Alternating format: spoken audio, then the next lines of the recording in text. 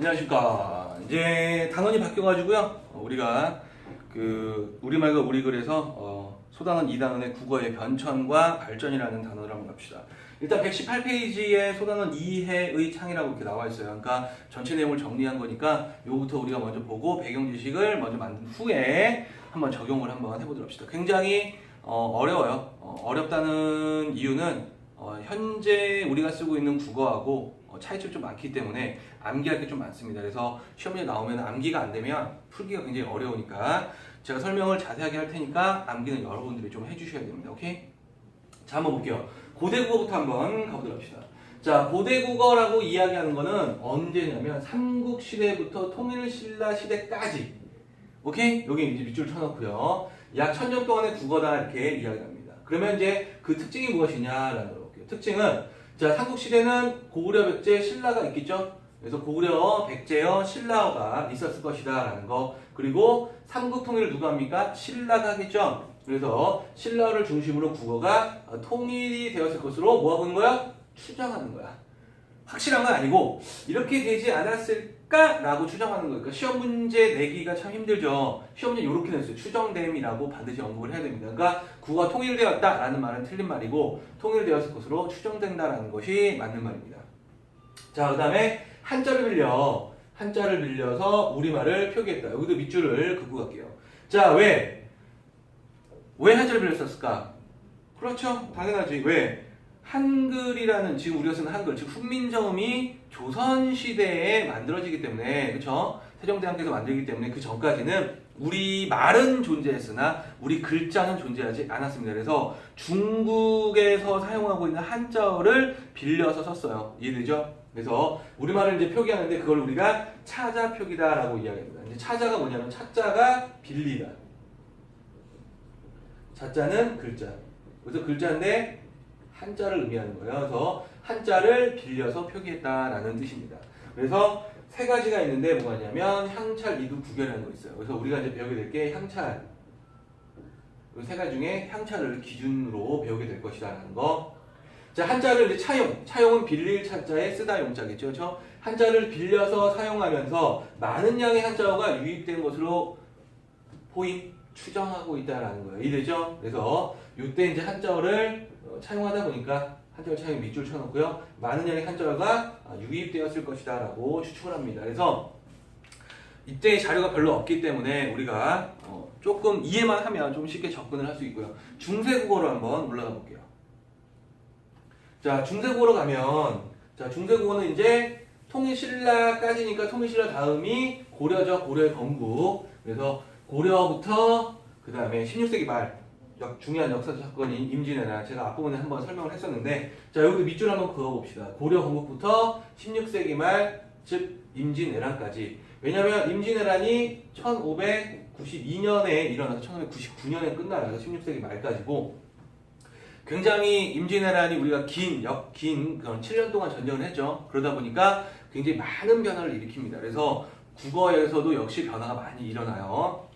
자, 그러면 중세국어의 특징을 한번 봅시다. 중세국어는 자, 중요한 게 하나 나옵니다.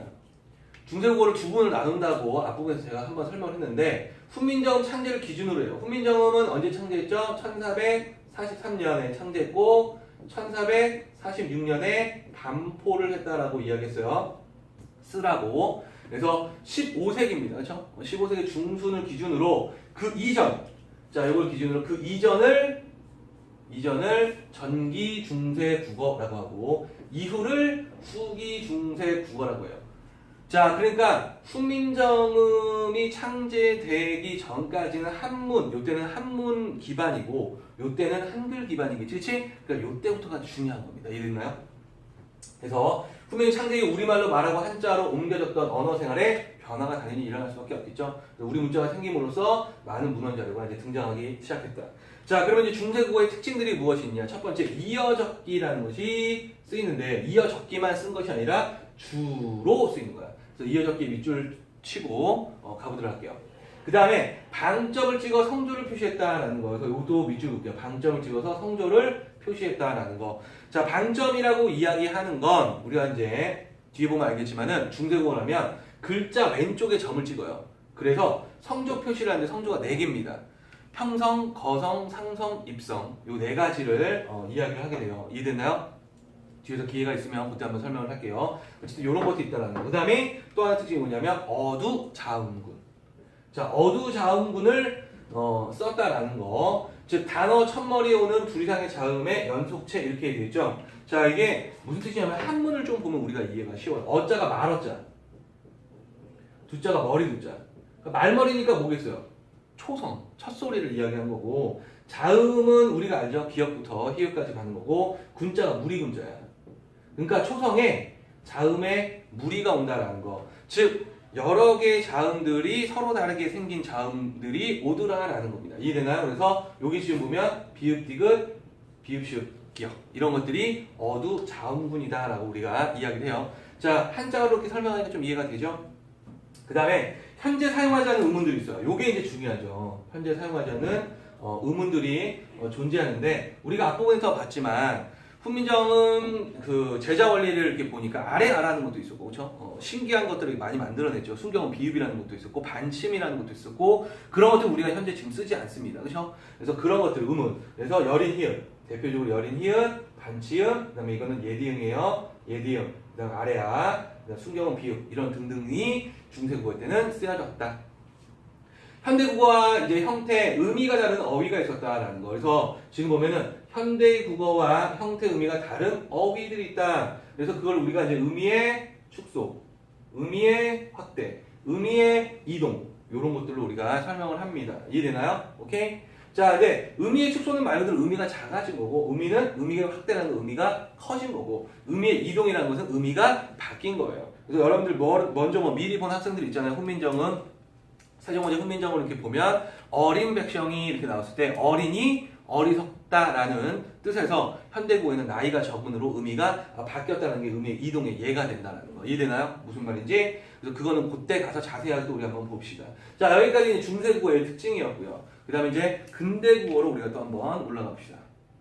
자, 근대국어로 가니까 또 변화가 일어나요. 왜? 임진왜란이라는 것이 굉장히 큰 사건이라고 이야기를 했었죠. 그렇죠? 전쟁을 겪다 보니까 사람들이 그 생각이 바뀌게 되고요. 그 다음에 효율성을 따질 수밖에 없어요. 효율성을. 그러다 보니까 변화가 일어나더라라는 거. 그래서 17세기 초부터 이렇게 가요. 17세기 초는 임진왜란 이후죠. 19세기 말 가보개혁까지 가게 된다는 거. 이해되나요? 가보개혁이 1895년일 겁니다. 요때 그러니까 19세기 말이지. 약 300년 동안의 이제 국어다라는 거. 요 이제 특징을 한번 볼까요? 특징.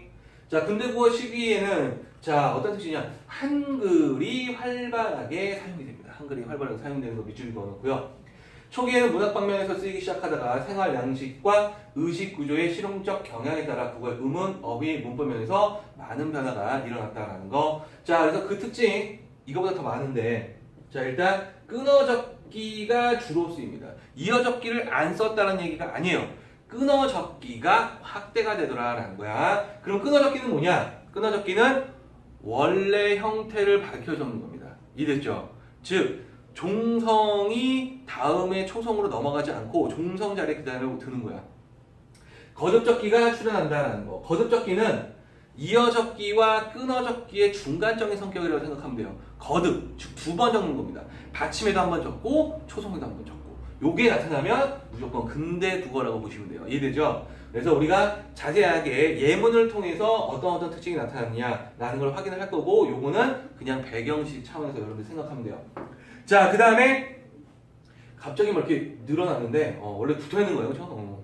자, 그래서 방점은 사용하지 않았다라는 거. 방점이 사라집니다. 그 다음에 근데 어두장구는 계속 사용을 한다는 거 밑줄 쳐놓고, 그 다음에 또 하나의 특징이 여린, 히읗, 반침, 예디응, 순경은 비읍이 소실된다는 것은 매우 중요한 특징이에요. 그래서 요게 사라지면 근대국어구나, 요게 썼으면 중세국어였겠구나 라고 판단할 수 있는 근거니까 중요하고, 아래아라는 게 있어요. 아래아는 음가는 사라집니다. 음가가 무엇이냐면 소리음자의 각가자예요. 소리값. 지금 제가 막 소리를 내죠. 이 음가가 없어집니다.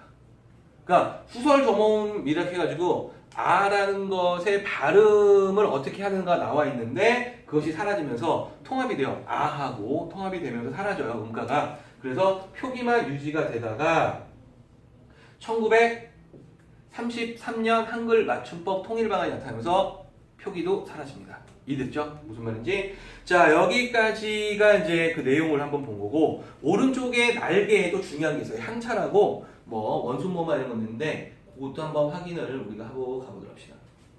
자, 요거 지우고 제가 향차에 대해서 간략하게 또 우리가 한번 보고 갈게요.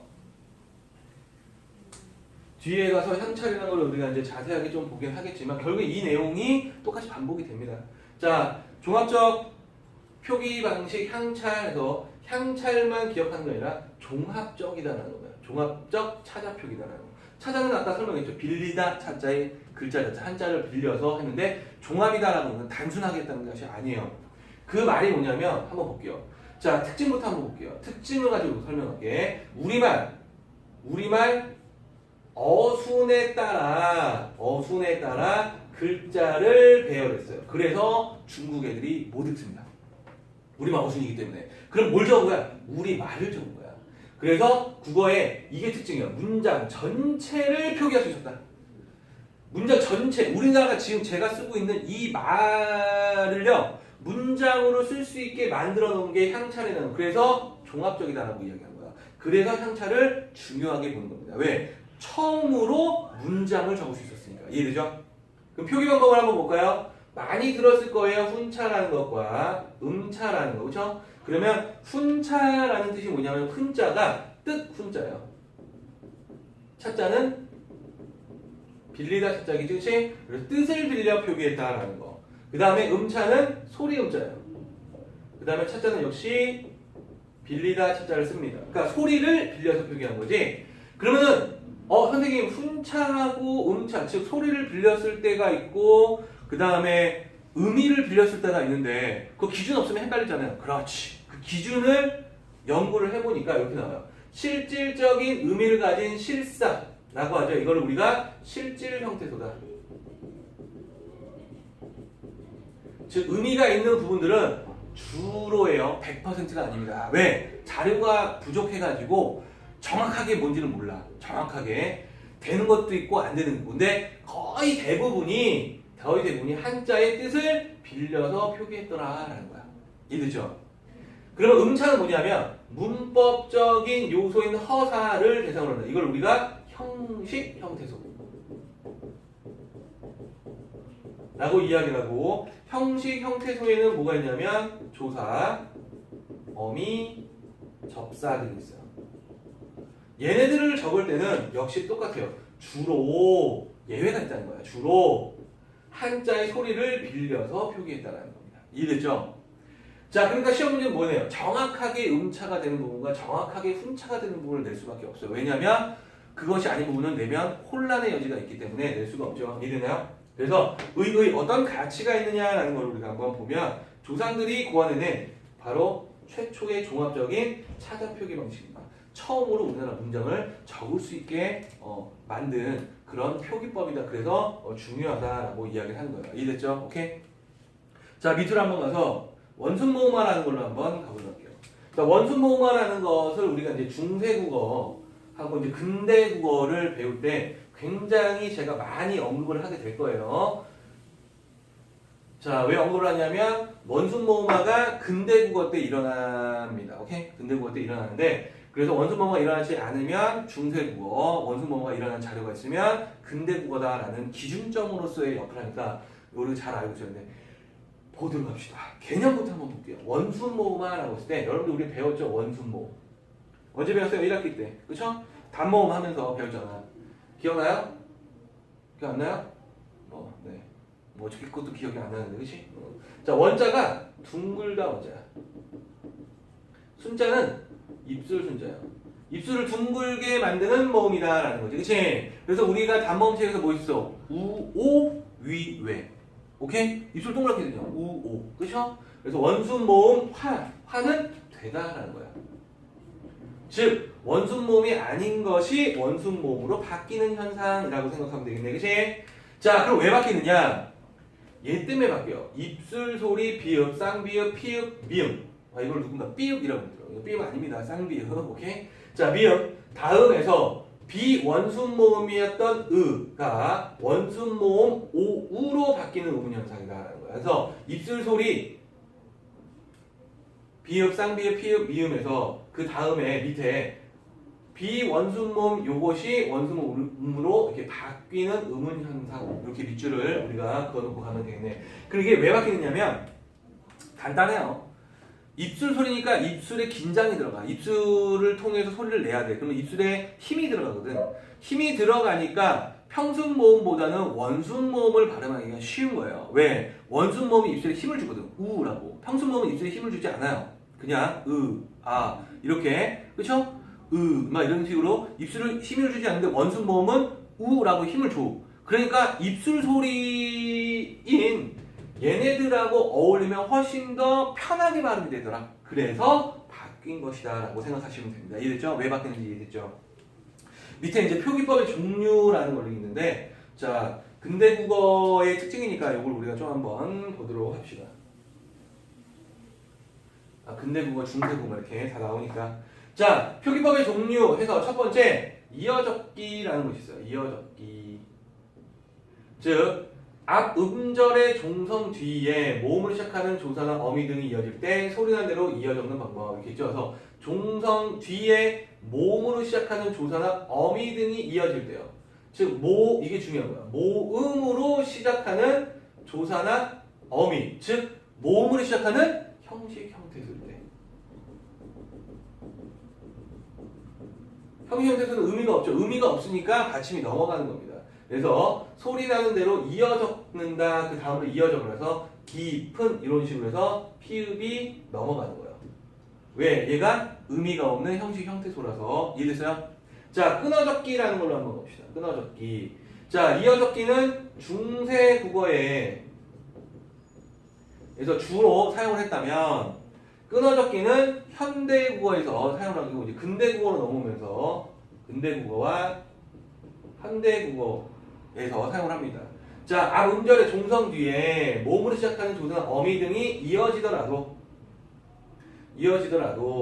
뒤 음절의 초성의 이음을 포기하여 형태소의 원형을 밝혀 적는 방법. 여기서 핵심 뭐야? 형태소의 원형을 밝혀 적습니다. 그래서 그냥 깊은이라고 적은 거야.